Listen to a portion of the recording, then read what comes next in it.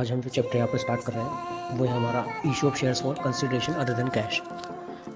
वैसे तो हमने जो हमारी लास्ट क्लास हुई थी उसमें इससे रिलेटेड हमने जर्नल एंट्री की थी।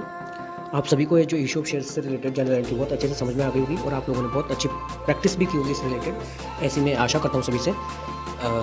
आज जो हम चैप्टर स्टार्ट कर रहे हैं वो है हमारा issue of shares for consideration other than cash.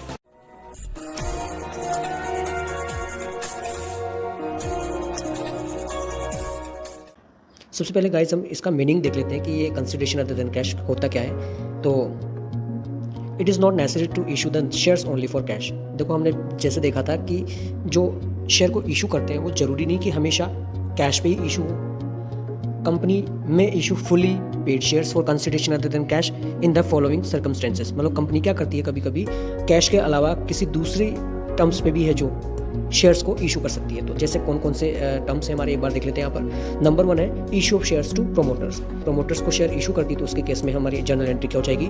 Promoter के लिए हम यहाँ पर यूज़ करेंगे यहाँ पर उसका फॉर्मेशन कॉस्ट या फॉर्मेशन एक्सपेंसेस।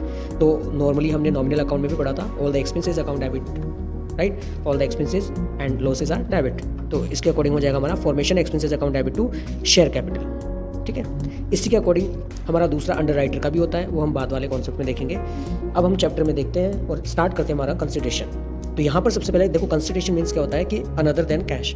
कैश के अलावा हम कौन सा टर्म्स यहाँ पर यूज़ कर सकते हैं, जैसे कि नॉर्मली हम यूज़ कर सकते हैं एसेट्स। जब भी कभी एसेट्स को परचेस किया जाता है, देखो परचेस का नेचर हमेशा हमने देखा था 11th क्लास में, परचेस का नेचर होता है हमेशा डेबिट, राइट। तो अभी हम बात कर रहे हैं यहाँ पर कि एसेट्स को परचेस कर रहे हैं। तो जब भी एसेट्स अगर परचेस होगा तो उस केस में हमारे जितने भी एसेट्स हैं वो सारे के सारे डेबिट हो जाएंगे। ठीक है, और जिससे परचेस किए जा रहे हैं यानी कि जो भी हमारा यहाँ सेलर है, या सपोज करते हैं जो हमारा यहाँ पर जो भी दूसरी पार्टी है जो ये एसेट्स सेल कर रहा है वो हमारा वेंडर हो जाएगा। ठीक है, तो इस केस में कुछ जनरल एंट्री बनाई जाती है। तो एक बार हम वो चेक कर लेते हैं कौन कौन सी एंट्रीज हैं। फर्स्ट वाली जनरल एंट्री है when assets are purchase from the vendors. अगर कोई भी एसेट्स है जो वेंडर से परचेस किए जा रहे हैं तो उस केस में हमारी जनरल एंट्री होती है sundry assets account debit to vendor account. ठीक है, नेक्स्ट होती है हमारी when shares are issue to vendors. अगर शेयर्स है जो वेंडर को इशू कर दिए जाते हैं तो उस केस में हमारी होती है vendor account debit to share capital account. ठीक है, जैसे यहाँ पर हमने किया था sundry assets account debit to vendor, फिर देन उसी वेंडर से स्टार्ट किया हमने वेंडर अकाउंट डेबिट टू हमारे शेयर कैपिटल में है जो शेयर इशू कर दिए गए हैं वेंडर को। इसके अलावा और भी एंट्रीज होती है, वो उन एंट्रीज पे जाने से पहले एक बार हम यहाँ पर चेक कर लेते हैं कि कुछ केसेस होते हैं हमारे नॉर्मली। ठीक है, जैसे हमने वहाँ पढ़ा था इशू ऑफ शेयर्स में कि नॉर्मली हमारी जो भी एंट्रीज होती है वो 3 टर्म्स में यहाँ डिवाइडेड होती है। ठीक है, number 1 at par, number 2 at premium और नंबर 3 एट डिस्काउंट। ठीक है, ये 3 टर्म्स होती है, इन्हीं 3 टर्म्स में हमारा पूरा कंसिडरेशन है जो डिपेंडेंट है। फर्स्ट वाली जैसे हमने एंट्री की थी, अगर एसेट्स हम परचेस करेंगे तो ये जो फर्स्ट एंट्रीज हमारी है हर जगह 8 पार, प्रीमियम और डिस्काउंट तीनों जगह है जो सेम चलेगी, इसमें कोई भी चेंजेस नहीं है, ये कॉमन एंट्रीज है। उसके बाद में 8 पार का मतलब है कि 100 रुपये का अगर शेयर है और 100 रुपये में इशू कर रहे हैं हम। ठीक है, 100 का शेयर अगर 100 में इशू कर रहे हैं मतलब यहाँ पर सेम वैल्यू है। 100 की चीज़ को 100 में बेच देना ये हमारा 8 पार का वैल्यू है। ठीक है, 8 पार मतलब सम मूल्य यानी कि एक सेम जैसा मूल्य है ना, वैल्यू। तो यहाँ पर क्या हुआ, vendor account debit to share capital, इसमें कोई चेंजेस नहीं रहेगा 8 पार के केस में। ठीक है, तो फर्स्ट वाली एंट्री कॉमन रहेगी तीनों के केस में और सेकंड वाली एंट्री जो रहेगी वो 8 पार के केस में ये रहेगी। दूसरी बात करते हैं हम प्रीमियम की। प्रीमियम मतलब होता है फायदा। ठीक है, प्रीमियम मतलब होता है फायदा। इसका मतलब हो गया 100 रुपये की चीज़ को 110 रुपये में यहाँ पर इशू कर दिया गया। ठीक है, 100 रुपये की चीज़ को 110 में इशू कर दिया गया तो ये 10 रुपये ज़्यादा के जो देखो 100 रुपये के बदले में हम 110 रुपये दे रहे हैं। ठीक है, तो ये जो एडवांस के 10 रुपये हैं इनको हम बोलेंगे प्रीमियम।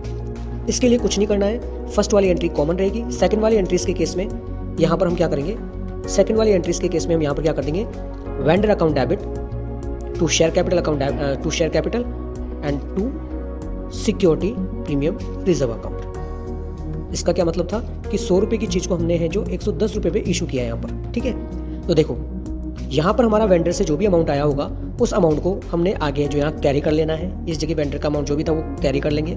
उसके अलावा देखो सिक्योरिटी प्रीमियम के 10 रुपीज़ हो गए और शेयर कैपिटल में हमेशा हमारे पार वैल्यू यानी कि 100 रुपीज़ के अकॉर्डिंग आएगा और वेंडर का रुपीज़ यहाँ पर 110 मल्टीप्लाई बाय जितना था उससे हम इस वैल्यू से मल्टीप्लाई कर देंगे और जो भी हमारा वैल्यू आ जाएगा। ठीक है, जो भी हमारा अमाउंट आ जाएगा उस अमाउंट के अकॉर्डिंग हम यहाँ पर आगे के ट्रांजेक्शन करेंगे। जैसे 100 सपोज को हमारे शेयर थे यहाँ पर 1000 शेयर, तो 1000 इंटू 100 शेयर्स यहाँ पर कर देंगे हम, तो वेंडर का वैल्यू आ जाएगा जितना भी था हमारा, मतलब क्वेश्चन में जैसे बताएगा उसी के अकॉर्डिंग हम कर लेंगे। हम तो जस्ट यहाँ पर एक एंट्री समझ रहे हैं, ठीक है।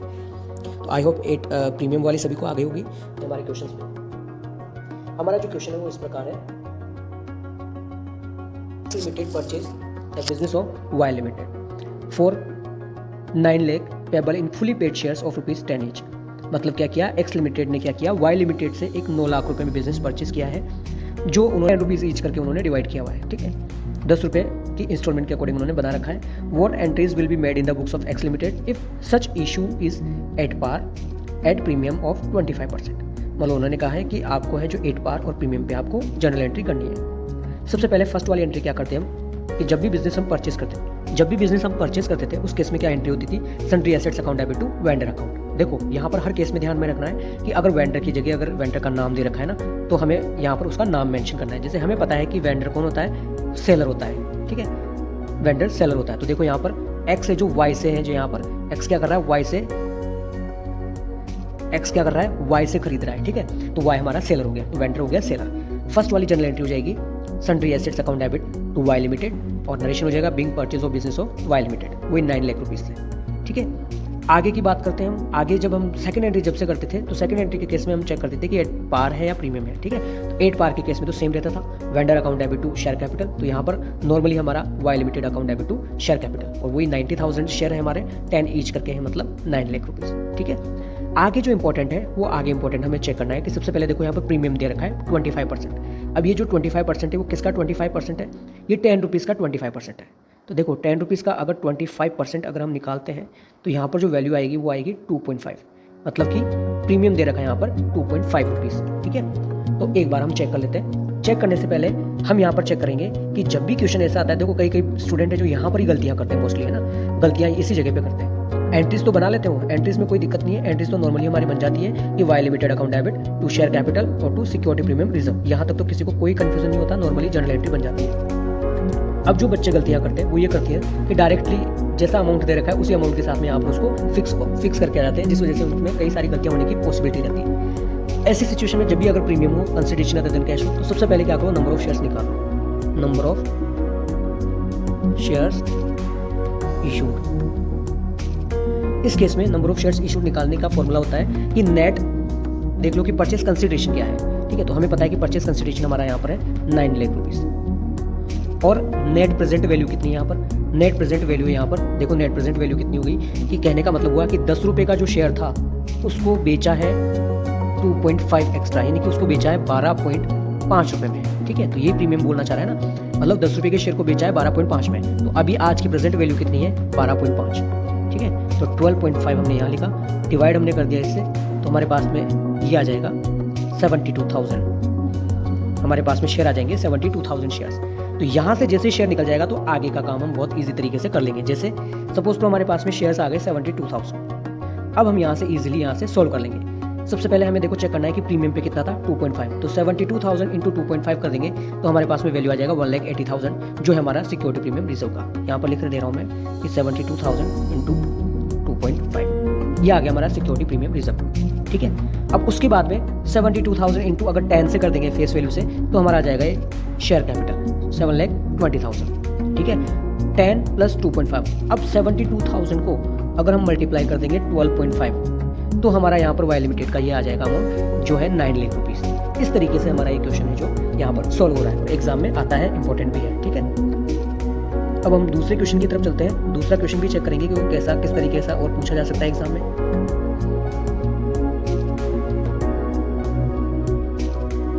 दूसरे क्वेश्चन के लिए हमें यहाँ पर देखो इस तरीके से देखना है कि Prince limited purchase a running business from Queens limited. Prince ने क्या किया है, एक रनिंग बिजनेस है जो क्वींस से खरीदा है for a sum of ₹30 lakh, payable 40% by cheque and the balance by the issue of fully paid equity shares of ₹100 each at a premium of 20%। इसमें भी 20% का प्रीमियम दे रखा है। Assets and liabilities consisted of the following, यहाँ पर कुछ assets और लायबिलिटीज का कुछ वैल्यू यहाँ पर गिवन है, उसी तरीके से आगे इसको कंसिडर करना है। तो देखो यहाँ पर क्या बताया है कि बिल्डिंग का बुक वैल्यू दे रखा है 10 लाख, और एग्रीड वैल्यू यानी कि जिस वैल्यू पे बिल्डिंग को खरीदा है, जिस वैल्यू पे बिल्डिंग को यहाँ पर परचेस किया हुआ है 16 लाख। प्लांट एंड मशीनरी का इसी तरीके से 8 लाख रुपये तो बुक वैल्यू है, लेकिन इसका जो खरीदने वाला वैल्यू है, परचेस करने वाला है 5 lakh rupees. Stock 4 lakh rupees और इसका एग्रीड वैल्यू है 120%, यानी कि 4 लाख का 120% करेंगे तो आ जाएगा 4,80,000। इसी तरीके से सन्ड्री डेटर्स पे देखो आगे दे रखा है कि बुक वैल्यू 3 लाख है, लेकिन एग्रीड वैल्यू पे बताया कि subject to provision for doubtful debts 5%, यानी कि 3 लाख का जो भी यहाँ पर डेटर्स का जो अमाउंट दे रखा है 3 लाख का, वो 5% के अकॉर्डिंग है यहाँ पर। फिर है आगे कैश एट बैंक दे रखा है वो 1,20,000 पे है, सन्ड्री क्रेडिटर्स दे रखा है वो 1,85,000 पे है। तो इसी तरीके से हम आगे कंसिडर करेंगे। तो आगे का अमाउंट देख लीजिए, हम ऐसा का ऐसा ही नॉर्मली रखने वाले हैं यहाँ पर कि building account debit, plant and machinery, stock, sundry debtors और कैश एट बैंक, यहाँ तक हमारी सारी की सारी ये एसेट्स हैं, इनको हमने डेबिट कर लिया यहाँ तक। फिर उसके बाद में हमने यहाँ पर टू प्रोविजन फॉर डाउटफुल डेब्ट, देखो प्रोविजन आ गया था हमारा 3 लाख का 5% 15,000 आ गया था। उसके बाद में फिर देखो यहाँ पर आगे दे रखा है सन्ड्री क्रेडिटर्स हमारे पास में गिवन है 1,85,000, और हमारे पास में क्वींस लिमिटेड से ये जो अमाउंट हमने खरीदा है ये पूरा का पूरा यहाँ पर देखो अमाउंट ऊपर दे रखा है, यहाँ पर 30 लाख रुपीज़ ऊपर दे रखा है ना, यहाँ पर 30 लाख, वो 30 लाख का 30 लाख यहाँ लिख दिया। अब क्रेडिट साइड हमारा देखो टोटल आ रहा है और डेबिट साइड का जो टोटल आ रहा है वो 2 लाख रुपीज़ से कम आ रहा है। तो हमने पहले ही डिस्कस किया था ऐसे कि अगर एसेट साइड में अगर कमी होती है या एसेट साइड अगर हमारा क्रेडिट साइड से या डेबिट साइड हमारा क्रेडिट साइड से अगर कम होता है तो हम बैलेंसिंग फिगर करते हैं गुडविल के केस में। गुडविल से इसलिए ऐसा करते हैं क्योंकि हो सकता है कि बिज़नेस है जो रेपुटेशन हो, अच्छा बिज़नेस हो, रनिंग बिज़नेस हो, बहुत अच्छी कमाई वाला बिज़नेस हो, उसका नाम हो, इस वजह से उसके 2 लाख रुपीज़ ज़्यादा ले रहा हो। ठीक है, तो इस तरीके से हम यहाँ पर इस तरीके से हम आगे यहाँ पर क्वेश्चन को कंसीडर करते हैं।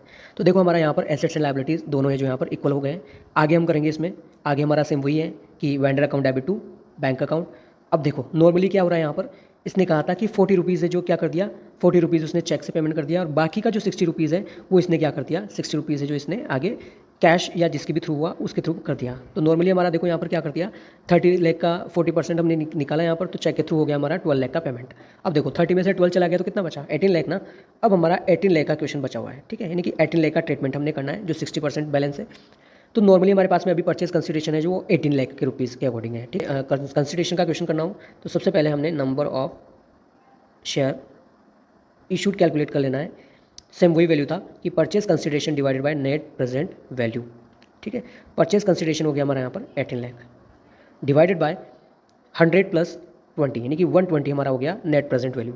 अगर इसको हम यहाँ से कैलकुलेट करेंगे तो हमारा अमाउंट आ जाएगा यहाँ पर 15,000 शेयर्स। ठीक है, ये सबको निकालना आ गया होगा अच्छे से। जनरल एंट्री हमारी बहुत अच्छे से हो जाएगी। Queens limited account debit to equity share to security premium reserve. तो देखो सिक्योरिटी प्रीमियम कितना है 20, तो 20 मल्टीप्लाई बाय 15,000 तो आ गया 3 लाख रुपीज़। 100 हमारा शेयर कैपिटल था तो 100 डिवाइडेड 100 इंटू 15,000 आ गया 15 लाख। तो टोटल 120 इंटू अगर 15,000 से मल्टीप्लाई कर देंगे तो 18,000 आ जाएगा हमारा यहाँ पर वेंडर का अमाउंट। तो इस तरीके को जो भी इंपॉर्टेंट क्वेश्चन है सबको 1 बाय 1 प्रैक्टिस करोगे तभी जाके समझ में आएगा। और परचेज कंसिडरेशन बहुत इजी चैप्टर है, बहुत अच्छा चैप्टर है। इसी की हेल्प से हम इशू ऑफ डिबेंचर्स में हम वहाँ पर कंसिडरेशन भी आसानी से सॉल्व कर सकते हैं।